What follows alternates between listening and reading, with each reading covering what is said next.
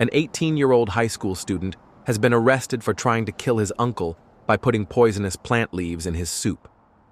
The teenager lives in Ichihara, Chiba Prefecture, with his mother and uncle. According to the police, he put oleander leaves in his uncle's miso soup in July this year to try to kill him because he couldn't stand his loud snoring. Police suspect the teen put a lethal amount of oleander leaves in his uncle's miso soup. Oleanders can be found in public parks and along streets. They contain a strongly poisonous substance called oleandrin.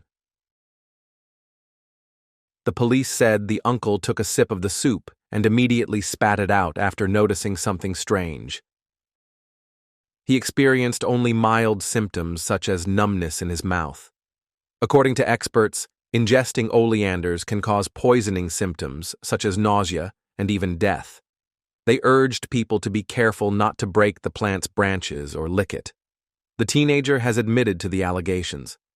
He was also arrested for hitting 2 women with a hammer in a restroom at JR Chiba Station on the night of the day he tried to poison his uncle.